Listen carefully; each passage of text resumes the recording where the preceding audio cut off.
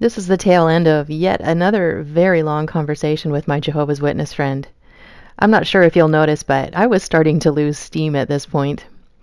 Plus, it was a hot summer day, so that probably didn't help any. We had already been talking for a couple of hours, and honestly, it takes a lot of mental energy to deal with these constant twists, turns, and deflections.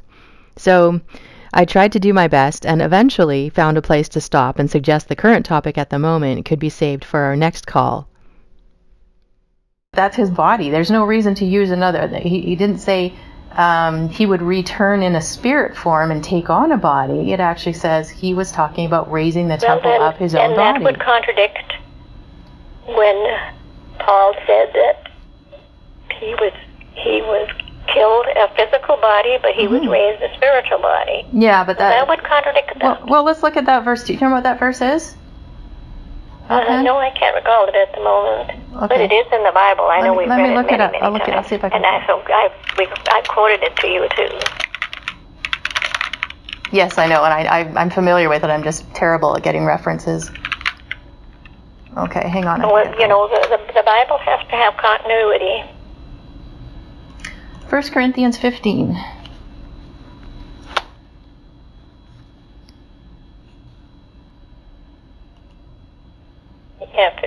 Chapter 15 of 1 Corinthians is an interesting chapter, isn't it? Sorry? I said chapter 15 of 1 Corinthians is a very interesting chapter. Yeah, it sure is, isn't it? Yeah. So, I think verse 35 is about where that section kind of starts. Did you want to read it, or would you like me to? 35? Mm-hmm. And then onward till about 49, I think would be that section. Okay, from 35 to 39? 49, yeah. 49? Yeah. Okay. You want me to read that? Sure. Nevertheless, someone will say, how are the dead to be raised up? Yes, with what sort of body are they coming?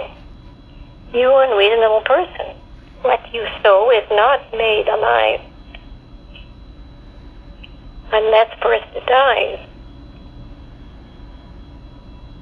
And as for what you sow not the body, but that will develop, but just a bare grain, whether of wheat or of some other kind of seed. But God gives it a body just as it pleases him, and gives to each of the seeds its own body. Not all flesh is the same flesh, but there is one of mankind, and there is another flesh of cattle, another flesh of birds, another of fish. And there are heavenly bodies and earthly bodies, but the glory of the heavenly bodies is one sort, and that of the earthly bodies is a different sort. The glory of the sun is one sort, and the glory of the moon is another, and the glory of the stars is another. In fact, one star differs from another star in glory. So it is with the resurrection of the dead. It is sown in corruption, it is raised up in incorruption. It is sown in dishonor, it is raised up in glory. It is sown in weakness, it is raised up in power. It is sown a physical body, it is raised up a spiritual body. If there is a physical body, there's also a spiritual body. So what is written? The first man, Adam, became a living person, and the last Adam became a living spirit. However, what is spiritual is not first. What is physical is first, and afterward what is spiritual. The first man is from the earth and made of dust. The second man is from heaven. Like the one made of dust, so too are those made of dust. And like the heavenly one, so too are those who are heavenly. And just as we have borne the image of the one made of dust, we will bear the image of the heavenly one. That's up to 49. Mm-hmm. Yeah. So that gives us a nice kind of more contextual look. That's an interesting chapter, but then who is it talking to? This is a watchtower tactic that I've grown pretty accustomed to when talking with my JW friend. I don't think she much likes the context of this passage because she's been taught that it could never be for her.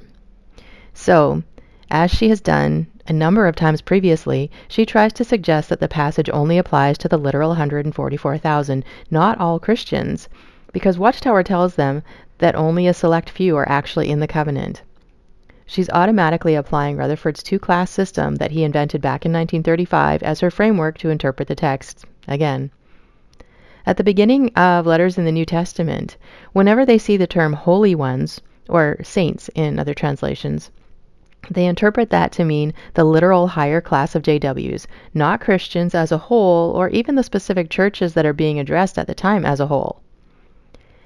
In their literature, they constantly apply the imperative or command verses to the rank and file JW. With indicative verses of promise and blessing and basically all that Christ has done, they say those only apply to the literal 144,000. So JWs are basically taught to ignore those verses. Though, I've noticed Watchtower also switches to applying some of those verses to the rank and file if they can use it to try and back up some point they're trying to make, even if they've done the opposite with the verse previously. So there's a lot of flip-flop happening with that at times. It all feeds the cognitive dissonance they're creating. I would have to say that the tactic she's using here is to avoid really examining the context of the passage because she wants to use that single verse out of context to back up Watchtower's point and does not want to look more deeply into it. And she does it successfully this time, as we didn't get back into the subject being addressed. Also note how she's going to again talk about those who feel anointed. That's the language they use to describe the so-called heavenly class of JWs, the literal 144,000. It's interesting because I've noticed they can use that to dismiss anyone who feels anointed and partakes of the bread and wine at the memorial.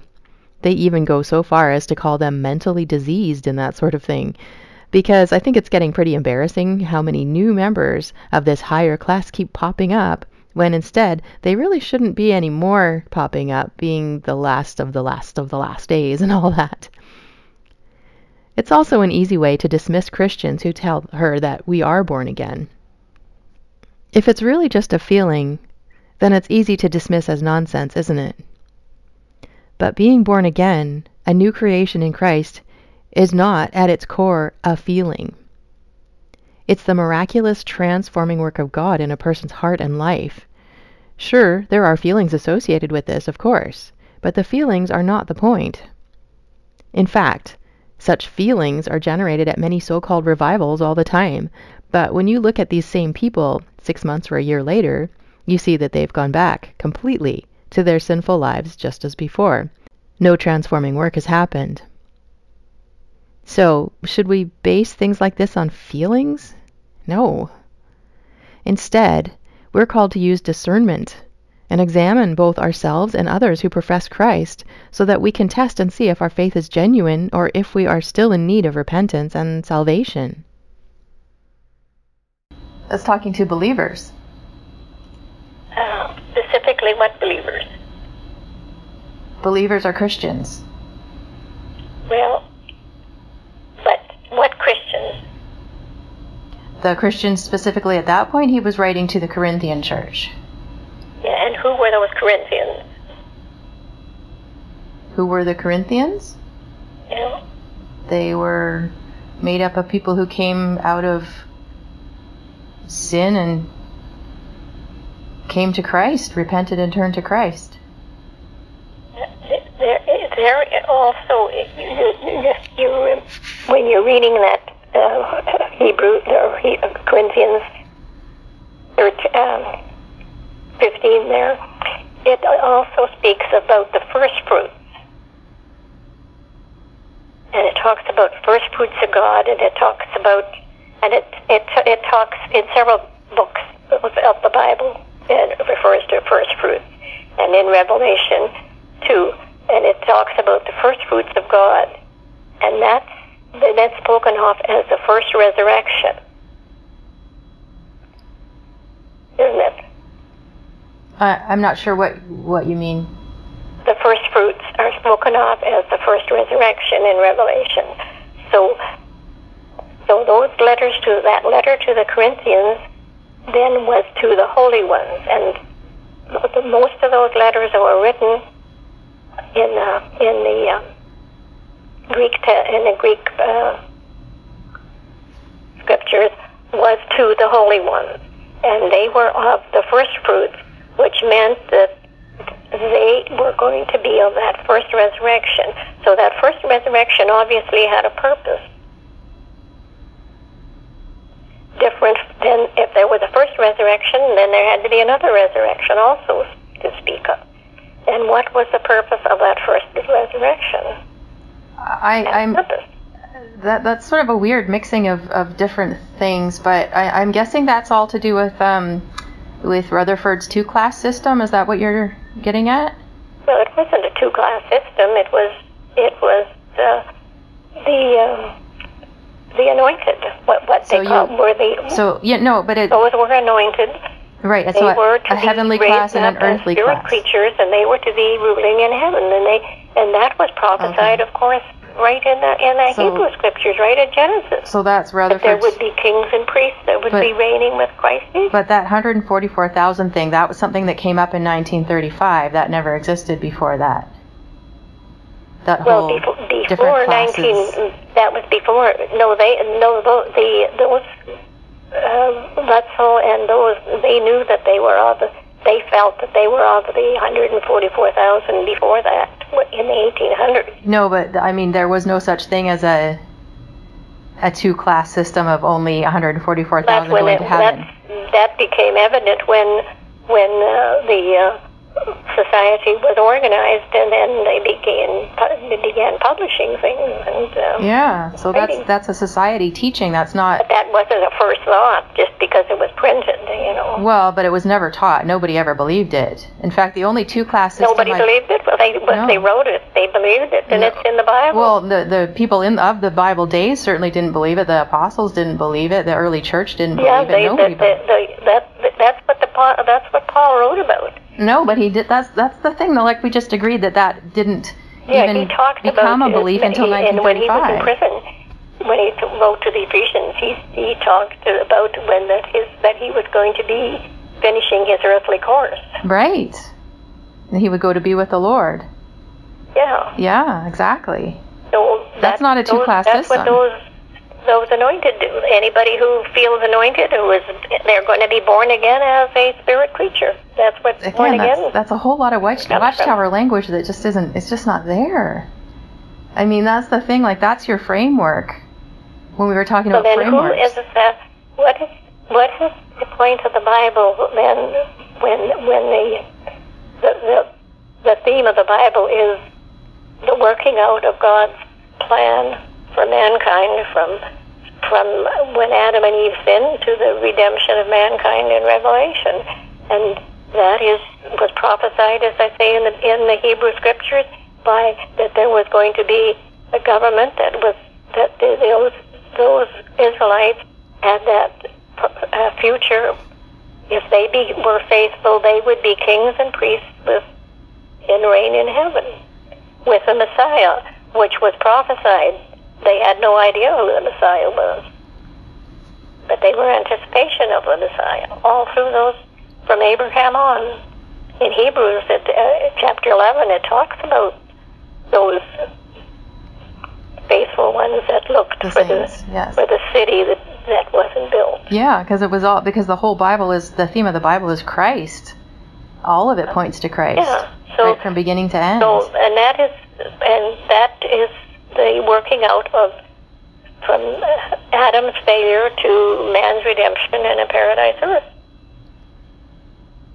Again, it sounds kind of, I don't know, it just sounds so shallow. Listening to this now, I noticed that she completely ignored what I said here.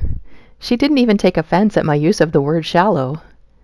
She was back on another Paradise Earth sales pitch, and it really didn't matter what I said in response anywhere along the way. Like it's such that's the beauty of Jehovah's plan. You see, when Adam sinned, he could have, God being powerful, he could have just wiped out Adam and started all over again, couldn't he? He could have, yeah, but that was never his plan. His plan was always Christ.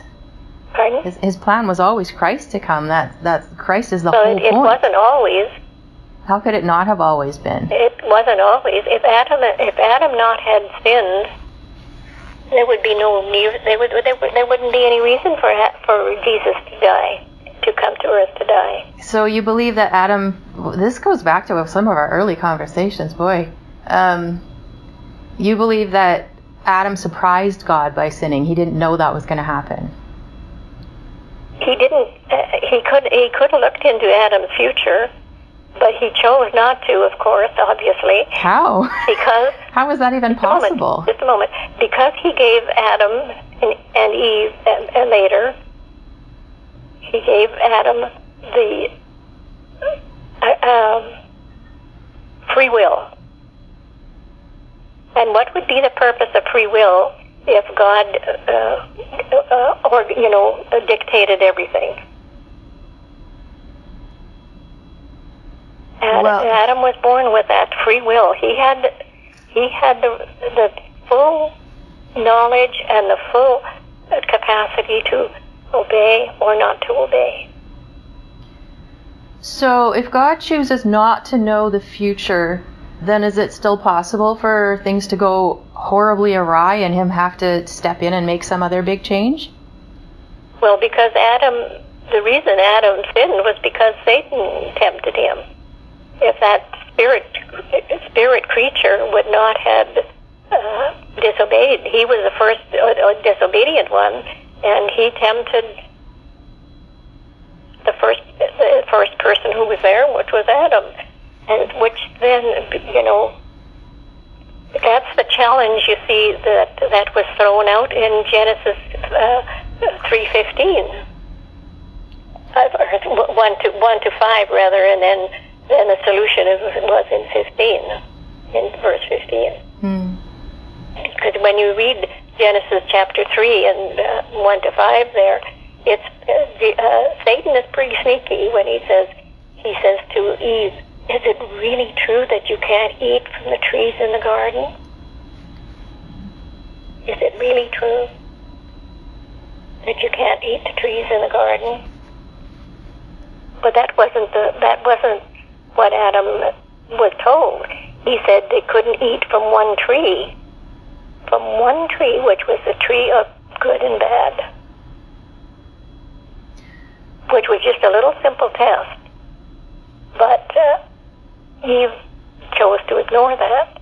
So down through the centuries, that challenge still exists. So there's that question, can man still obey Jehovah God?